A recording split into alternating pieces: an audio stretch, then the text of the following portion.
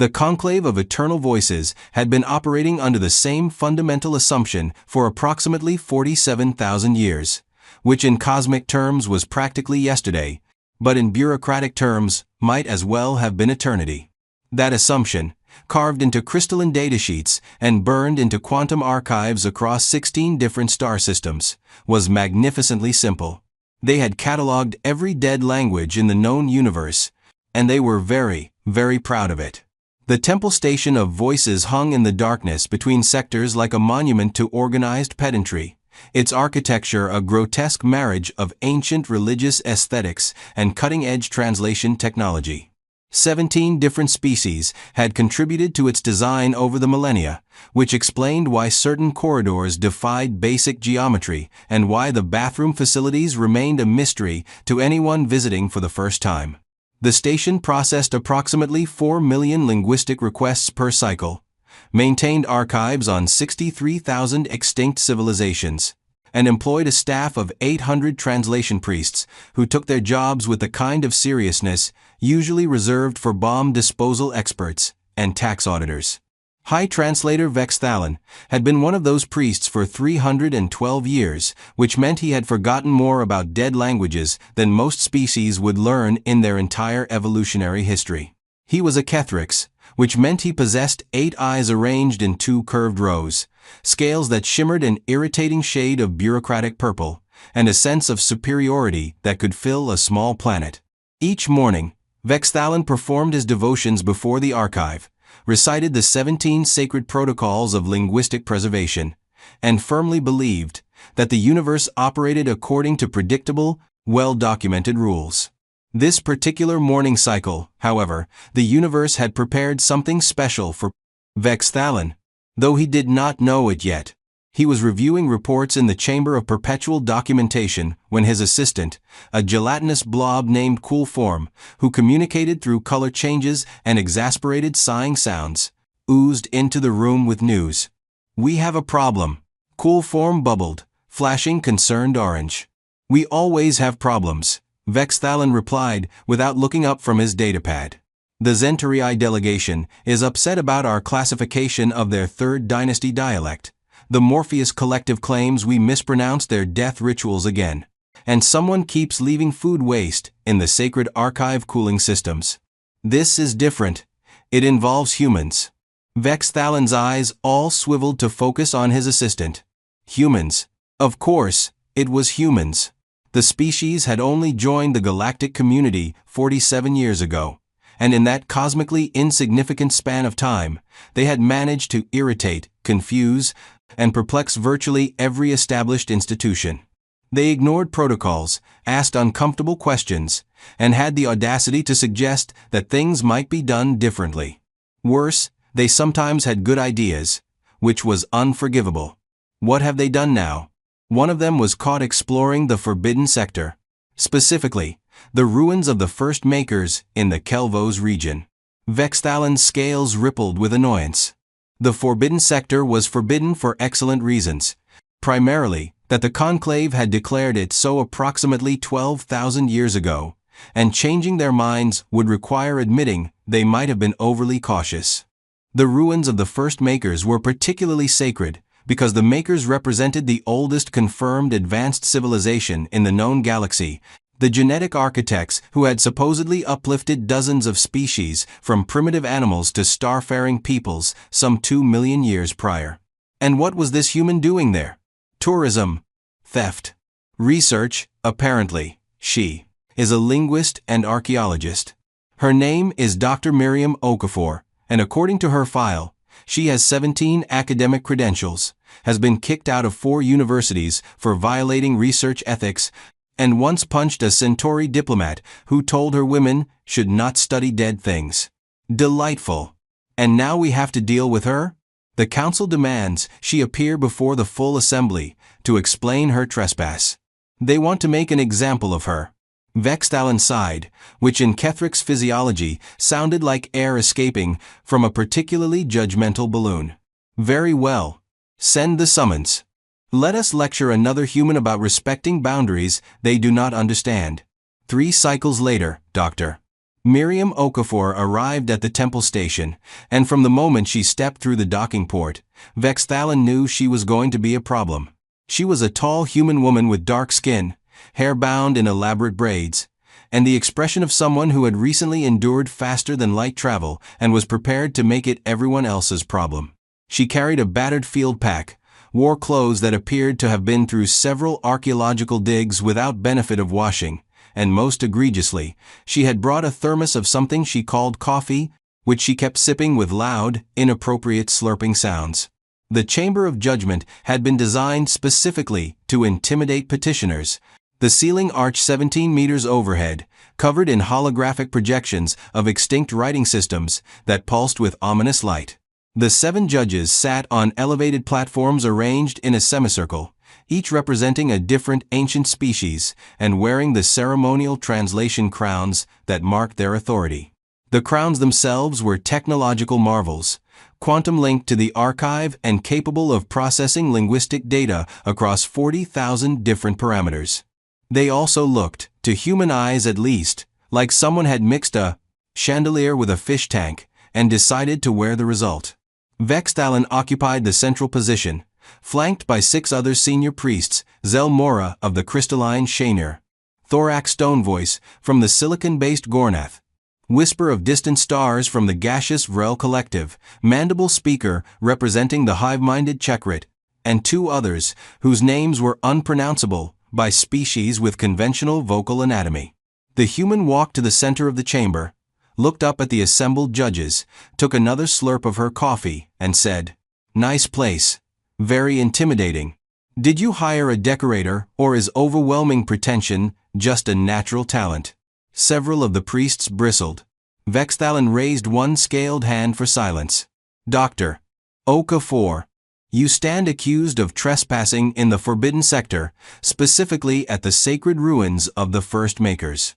This is a grave violation of Galactic Heritage Law, Section 47, Subsection 92, Clause, I read the summons." The human interrupted. "Can we skip the ceremonial outrage and get to the part where you ask me what I found?" The sheer audacity of interrupting the High Translator caused a collective gasp from the assembled observers in the gallery. Vexthalin felt his scales flush darker purple. "You presume we are interested in your findings. I presume you are interested in being correct, which based on your current translations of Maker ceremonial sites, you are not." The chamber fell silent. Zelmora leaned forward, her crystalline structure refracting light into aggressive angles. "Explain yourself, human. The Conclave has studied the Makers for thousands of your years. We have translated every known inscription, every data cache, every linguistic fragment." Dr. Okafor set down her thermos with deliberate care. "That is certainly what you believe. You are wrong. Impossible." Thorax Stonevoice rumbled, his voice like grinding rocks. "The archive contains complete linguistic maps of all 7 Maker dialects across their entire chronological span. Your archive," the human said calmly, "is missing an entire category of Maker language. A ceremonial tongue that predates everything you have catalogued by at least 200,000 years. I found inscriptions at Kelvos that do not match any known Maker dialect. They represent something older, something foundational." Vexthalin felt something unpleasant, stirring in his thorax, an emotion he rarely experienced, uncertainty. But he suppressed it beneath layers of institutional confidence. "You are mistaken. Regional variations in Maker scripts are well documented. Whatever you found is simply a provincial style we have already classified." "Then prove it," Dr. Okafor said. "I brought recordings of the inscriptions. Use your fancy archive, your translation crowns, your 47,000 years of accumulated linguistic wisdom. Decode them. Show me I am wrong." The challenge hung in the chamber like an unexploded star. Around Vexthalin, the other priests exchanged glances. To refuse would suggest doubt. To accept meant risking public humiliation if the human was somehow correct, which she could not possibly be, because the archive was never wrong. The archive was the foundation of their entire religious and academic identity. Pride, as it often does, made the decision. "Very well," Vexthalin announced. "We shall conduct the ritual of speaking." The full assembly shall witness as we decode your inscriptions and demonstrate the completeness of our knowledge. You will then apologize for wasting our time and accept whatever penalties the council deems appropriate." Dr. Okafor smiled, and it was not a comforting expression. Looking forward to it. The preparation for the ritual of speaking took approximately 2 hours, which gave Vex'Alan time to regret his decision at least 47 times, though he would never admit it. The chamber transformed as priests bustled about activating ancient mechanisms and modern technology in equal measure. The translation crowns were calibrated, their quantum processors synchronized with the central archive. Ceremonial incense was burned, filling the air with smoke that supposedly enhanced linguistic perception, but mostly just made everyone cough. Additional priests and scholars gathered in the observation galleries, word having spread that something interesting was about to happen, which in an institution dedicated to studying dead languages was roughly equivalent to blood sport. Dr. Okafor waded through all of this with remarkable patience, sitting cross-legged on the chamber floor, and working through a series of stretching exercises that several species found anatomically disturbing. She finished her coffee, produced a small meal of something wrapped in foil that smelled aggressively of spices, and generally acted like someone attending a mildly boring lecture rather than facing potential criminal charges. Finally, everything was prepared. The 7 judges took their positions, translation crowns gleaming with active power. Dr. Okafor transmitted her recordings to the central projection system, and the inscriptions materialized as massive holographic symbols above the assembly, each character floating in luminous detail. Vex'Alan studied them, and felt the first genuine tremor of concern. The symbols were clearly Maker in origin, possessing the characteristic geometric foundations and recursive patterns. But something about their arrangement was wrong. The grammatical structures did not quite align with known patterns. The semantic layering suggested a sophistication that predated the oldest confirmed Maker texts. "Begin the translation," he commanded, forcing confidence into his voice. The assembled priests began their ritual chanting, a multi-species harmony that sounded like a malfunctioning orchestra arguing with itself. The translation crowns hummed with power, their quantum processors churning through linguistic algorithms at speeds that would cook ordinary computing systems. The central archive engaged, pulling from databases that contained the accumulated knowledge of 47,000 years of study. The first diagnostic returned.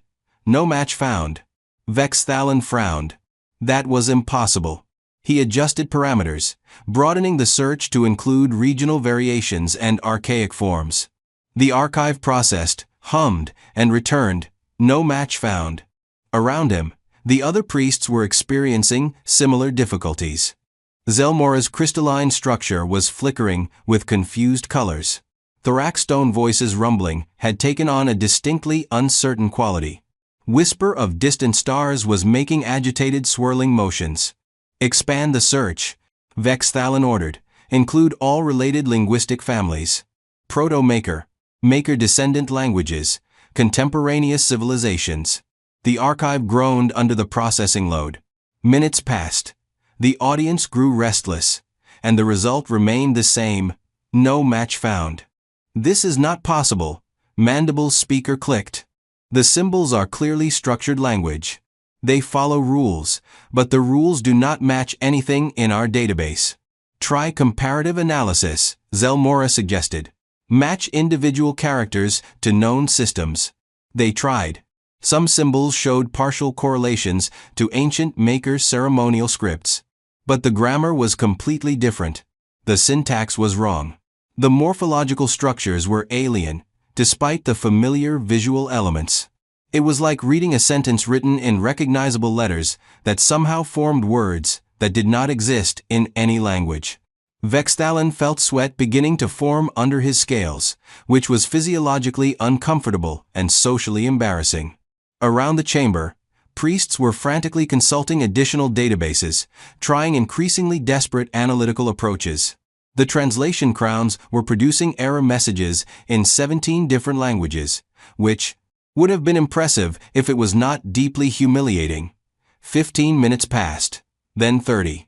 The audience began murmuring.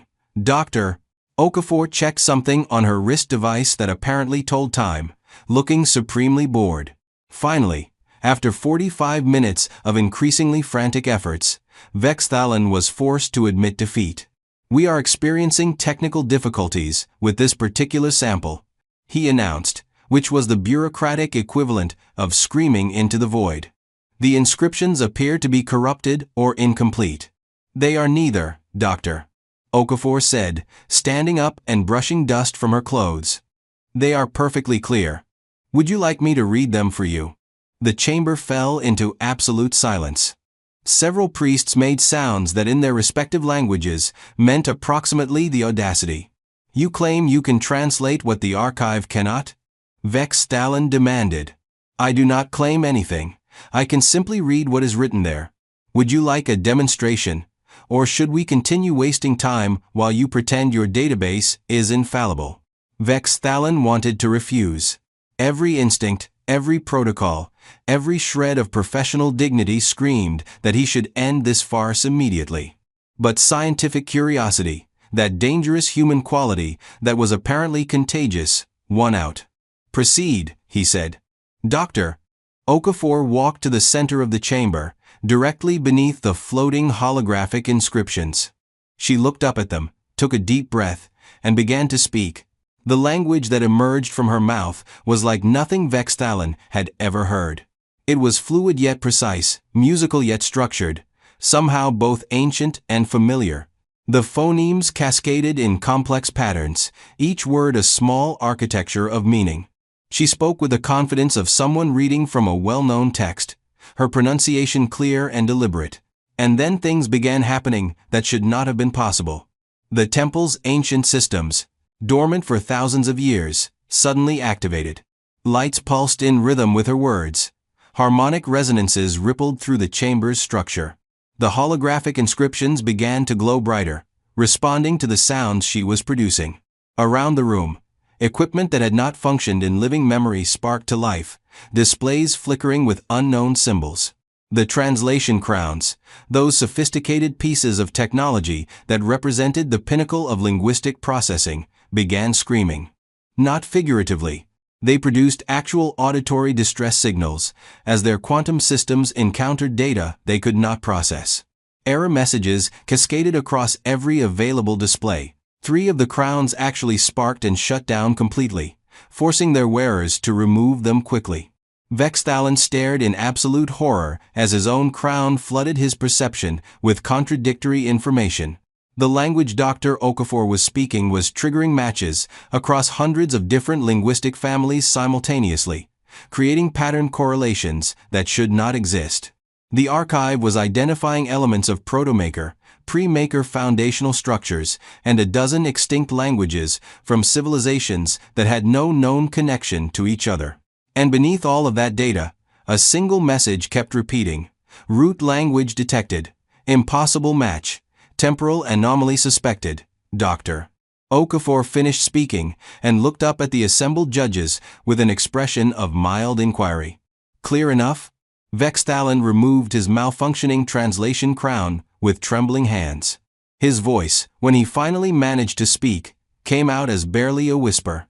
"This cannot be." "And yet," Dr. Okafor said cheerfully. "That language," Thorak's stone voice rumbled, his usually steady voice shaking. "The archive identifies it as a root structure, the linguistic foundation from which Maker's ceremonial language descended, but that is impossible. Such a root language would be millions of years old. Humanity is barely 200,000 years old as a species. How can you speak something that predates your entire civilization?" Dr. Okafor smiled, and there was genuine amusement in her expression. "Would you like the simple answer or the complicated one?" "Any answer," Zelmora said, her crystalline structure pulsing with agitated colors. "Please." "The simple answer is that what I just spoke is Latin. A dead language from Earth. Specifically, Classical Latin, as it would have been pronounced approximately 2,000 years ago. It was the language of the Roman Empire, used for everything from government documents to religious ceremonies. Every educated human used to learn it. Now it is mostly studied by academics and people who want to sound pretentious at parties. The silence in the chamber was so complete that several species capable of echolocation became disoriented. "That is impossible," Vexthalon said, but his voice lacked conviction. "Latin is a human language. Maker civilizations existed 2 million years ago. There is no connection." "There should not be," Dr. Okafor agreed. "And yet, when I was at Kelvos, I noticed something strange about the ceremonial inscriptions. The grammar looked familiar, not maker familiar, but familiar. So I started testing. I compared the structures to Old Latin, and the correlations were disturbing. Then I tried actually reading the inscriptions using Latin pronunciation and grammar rules. And the temple systems activated, just like you saw here." She pulled out a datapad and began projecting additional information. "But it gets better, or worse, depending on your perspective. I have been checking other ancient alien sites across the Forbidden Sector. Would you like to guess what I found?" No one answered. Everyone was too busy experiencing the intellectual equivalent of catastrophic system failure. Inscriptions from the Velcri ancients. They correlate strongly with ancient Sumerian. From Earth. The mathematical tablets from the first calculators. Dead match for Sanskrit grammatical structures. The war chants of the progenitor species. Old Norse. Egyptian hieroglyphs mapped to the symbolic systems of the Zaquin founders. Ancient Greek philosophical structures appear in the remains of 3 different extinct civilizations that supposedly had no connection to each other. She looked around at the assembled priests, her expression serious now. "I have identified 47 distinct connections between Earth's dead languages and supposedly unrelated extinct alien civilizations scattered across the galaxy." 47. That is not coincidence. That is not convergent evolution. That is a pattern. "But what does it mean?" Whisper of Distant Stars asked, his gaseous form swirling with confusion. "That is the question, is it not?" Dr. Okafor said. "Your entire religious and academic framework is built on the idea that the makers were the first, the eldest, the original uplifters who created galactic civilization. But if Earth languages, which evolved naturally on a planet the makers never visited, share deep structural connections with maker language and dozens of other ancient civilizations, what does that tell you?" Vexthalon felt something cold settling in his thorax. "It tells us the makers were not the first." "Correct. There was something before. Something much older. A previous cycle of galactic civilization that rose and fell so long ago that only fragments remain. And somehow, that ancient civilization touched hundreds, maybe thousands of worlds. They left linguistic fingerprints everywhere, including Earth, where those patterns evolved into human languages over millions of years. We have been speaking pieces of the oldest galactic languages all along, and we never knew it." The implications crashed through the chamber like a tidal wave. The conclave of eternal voices had spent 47,000 years studying dead languages, confident in their complete understanding of galactic history. They had built an entire religious and academic institution on the foundation of that knowledge. And now a human, a member of a species barely old enough to have invented writing, had waltzed in and revealed that their fundamental assumptions were catastrophically incomplete. The archive, Mandible Speaker clicked slowly, will need to be completely reorganized. "That is a mild way of putting it," Zelmora said. "If Earth languages are key to understanding the pre-maker civilization, then everything we thought we knew about linguistic evolution and galactic history is wrong." "Not wrong, Doctor," Okafor corrected. "Incomplete. You did excellent work with the information you had. You just did not have all the information. No one did. Earth was not part of the galactic community until recently, so how could you have known that our dead languages held pieces of the puzzle?" "This changes everything," Thorax Stone voice rumbled. "The timeline of galactic civilization must be pushed back. Millions of years, possibly tens of millions. And the scope. If this pre-maker civilization touched Earth, which is on the far edge of the galactic arm, they must have spanned the entire galaxy. Maybe multiple galaxies, Doctor." Okafor added helpfully. I have been checking my translations against some of the archaeological data from the Andromeda probes. Similar patterns are appearing there too. Several priests made distressed sounds in their native languages. Vexthalon sat down heavily on his judgment platform, no longer caring about maintaining dignified posture. 312 years of certainty had just evaporated in the space of an hour. What happened to them? He asked quietly. This pre-maker civilization. If they were so vast, so advanced, why is there so little left? That, Dr. Okafor said, is the question I am trying to answer, and why I was poking around in your forbidden sector. Because I think the answer is buried in those ruins. All of them. The makers, the Valkyrie, the calculators, all those extinct civilizations were not separate species. They were descendants of the first civilization, fragments that survived whatever catastrophe destroyed the original. They rose from the ashes, achieved space flight, built empires and eventually fell themselves. But they kept pieces of the original language, embedded so deeply in their cultures that even after millions of years, the patterns remained. And Earth? Zelmora asked. How do humans fit into this? We do not know, Dr. Okafor admitted. There is no evidence the first civilization ever visited Earth or genetically modified humans. Our DNA shows clear natural evolutionary development. But somehow, the linguistic patterns were there anyway. Maybe they seeded the patterns across thousands of worlds, encoded in the basic structures of life itself.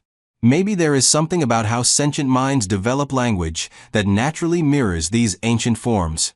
Or maybe, she paused. Maybe Earth was special for reasons we do not yet understand. You do not have answers, Vexthalon observed. I have better questions, Dr. Okafor countered. Which is how progress actually works. You were so busy being certain that you stopped asking whether you might be wrong. That is not science. That is not even good religion. That is just bureaucracy pretending to be wisdom. The words stung precisely because they were true. Vexthalon looked around at his fellow priests, seeing the same realization dawning on their faces. They had become curators of certainty rather than seekers of truth. They had stopped exploring because they believed they had already found everything. What do you want? He asked the human. You came here knowing this would challenge everything we have built. You could have simply published your findings and let us look foolish. Why confront us directly? Dr. Okafor shrugged. Because I need your help. The archive is incomplete, yes, but it is still the most comprehensive linguistic database in the galaxy. The translation crowns may have crashed trying to process Latin, but once they are recalibrated, they will be invaluable for mapping the connections I have found. And despite your institutional arrogance, you are genuinely brilliant linguists. I cannot unravel this mystery alone, no one can. It is too big, too old, too important. You want to work with us? Mandible Speaker clicked in surprise. I want to work with anyone interested in finding truth rather than defending comfortable lies. If that includes this conclave, excellent. If not, I will find others. But either way, the questions have been asked now. You cannot unknow what I have shown you. Vexthalon felt something unfamiliar stirring in his thorax. Excitement. Genuine scientific excitement, untainted by bureaucratic concerns or religious dogma. When was the last time he had felt that? Centuries ago, probably, before he had become comfortable in his certainty. The council will need to deliberate, he said formally. This revelation has significant implications for our institutional framework. Of course it does, Dr. Okafor said. Take your time.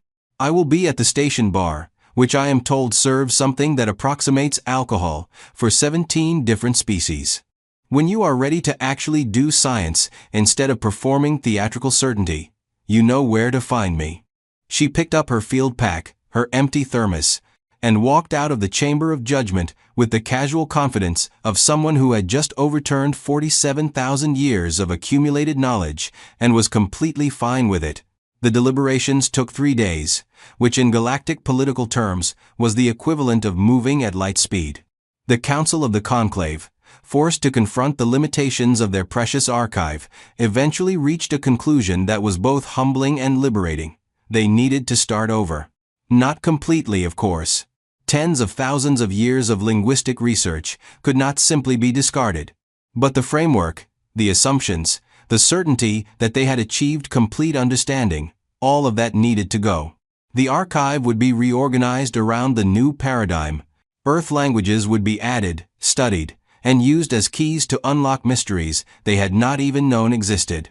The forbidden sector would be reopened for research, with Dr. Okafor as the leading consultant. Vexthalon personally delivered the council's decision to the human, finding her exactly where she had said she would be, at the station bar, engaged in animated conversation with a Zentarii merchant about the merits of fermented grain beverages across species lines. Dr. Okafor, he said formally, the council has reached a decision. All charges against you are dismissed. Furthermore, we would like to offer you a position as senior research consultant to the conclave, with full access to the archive and authorization to explore any site you deem relevant to your research. She looked up from her drink, eyebrows raised. That is generous. What is the catch? You must teach our priests about Earth linguistics. All of it. Every dead language your species has managed to lose over its brief existence. And you must be patient with us as we adjust our understanding of galactic history. And my methods? I do not follow protocols well. I kicked out of 4 universities for good reasons. Then you will fit right in, Vexthalon said, and surprised himself by meaning it. The conclave has been following protocols for too long. Perhaps we need someone who remembers that the point of studying the past is to discover the future. Dr. Okafor smiled and raised her glass. In that case, I accept, but I have conditions. First, the forbidden sector gets renamed.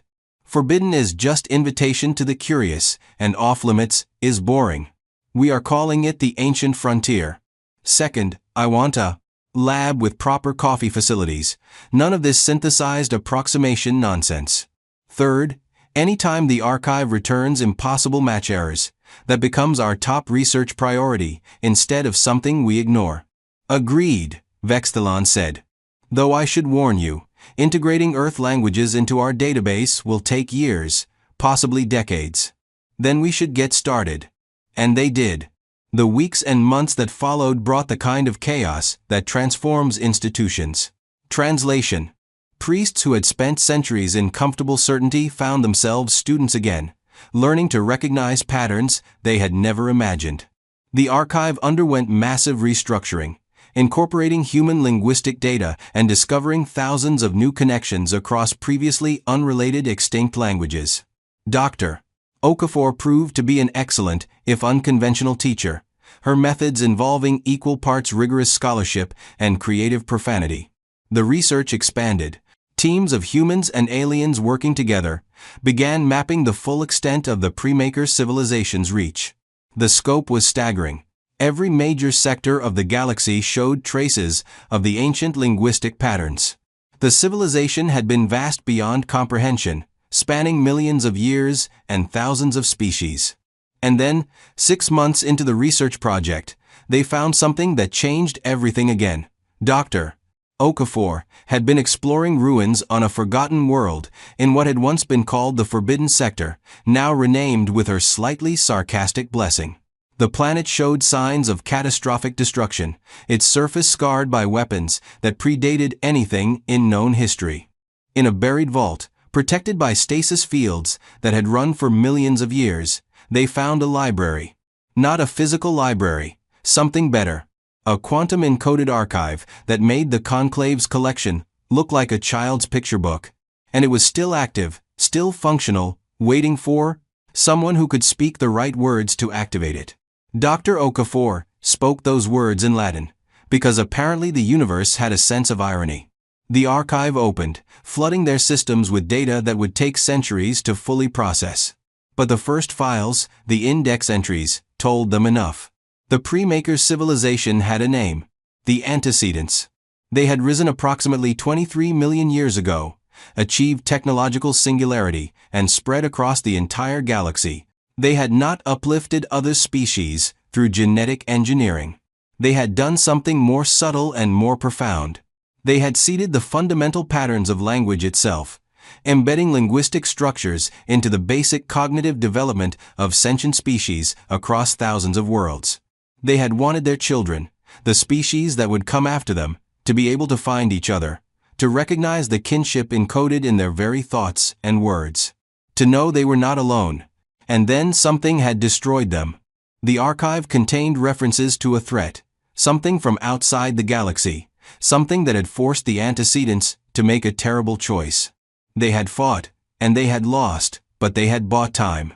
Time for their children to evolve, to grow, to maybe become strong enough to face what was coming. Because according to the archive, it was still coming. The antecedents had calculated that they had bought approximately 25 million years before the threat returned. If their calculations were correct, and if the dating systems were accurate, that meant galactic civilization had approximately 2 million years remaining. Dr. Okafor stood in the recovered archive facility, surrounded by priests and scholars from a dozen species, staring at the data that had just rewritten everything they thought they knew about the universe. Around her, people were panicking, arguing, refusing to believe. She took a long drink from her ever-present thermos of coffee and laughed. Everyone turned to stare at her. "You are laughing?" Vextalin demanded. "We have just learned that an existential threat to all galactic life is approaching, and you are laughing." "I am laughing, Doctor," Okafor said, "because 2 million years is a really long time. The antecedents had a few million years of preparation and still lost. We have 2 million years, and we have something they did not." "What is that?" "We have all their data. We know what they knew. We can learn from their mistakes. And we have something else." She gestured around at the assembled researchers, representing dozens of species from across the galaxy. "We have each other. All the children, the antecedents, scattered across the stars. We are all speaking their language now, whether we know it or not. We are already connected." "That does not seem like enough," Zelmora said quietly. "It is not," Dr. Okafor agreed. "But it is a start, and we have 2 million years to figure out the rest. I have seen what humans can accomplish in 2,000 years. I have seen what your species have done in your time spans. 2 million years? That is enough time to work miracles. Or enough time to grow complacent," Vextalon observed. "Then we do not grow complacent. We work. We research. We prepare. We become worthy of what the antecedents gave us." She raised her thermos in a toast. "To the ancient frontier. To uncomfortable truths. And to having 2 million years to prove we are not completely hopeless." Around her, slowly, other containers were raised. The absurdity of toasting in the face of incomprehensible threat was very human, and therefore somehow perfect. 3 years later, the conclave of eternal voices had transformed beyond recognition. The temple station still hung in space between sectors, but it was no longer a monument to certainty. It had become a center of active research, filled with scholars from every spacefaring species, all working to decode the antecedent archives and prepare for a threat that would not arrive for 2 million years, but that occupied every strategic discussion anyway. Dr. Miriam Okafor had refused the title of High Researcher, insisting she worked better without administrative responsibilities. She spent her time rotating between dig sites across the galaxy, training new generations of linguists and archaeologists in the art of asking better questions. Her field reports were legendary for their combination of rigorous scholarship and creative profanity. Her coffee consumption remained medically inadvisable. Vextalin, meanwhile, had discovered that uncertainty was more interesting than certainty. He still served as High Translator, but his role had changed. Instead of defending established knowledge, he spent his days helping to expand it. His scales had faded from bureaucratic purple to a more thoughtful shade of blue, which his colleagues insisted made him look younger. The archive had been reorganized around a new principle: every answer should lead to better questions. The 17 sacred protocols had been updated to 18, the new one stating simply, "Assume you are wrong and work backwards from there." And on Earth, in universities and research centers, Human linguists pored over their own dead languages with new purpose. Latin, Sanskrit, Sumerian, Egyptian, Norse, Greek, and hundreds of others were no longer simply historical curiosities. They were keys to understanding the galaxy's deepest past and possibly its survival in the far future. Someone had suggested creating a monument to commemorate the discovery that changed everything. Dr. Okafor had vetoed it, saying that monuments were for dead people and dead ideas, and they had work to do. But in the Chamber of Judgment, where she had once stood accused of trespassing, and had instead appended galactic civilization, a small plaque had been installed. It was written in Latin,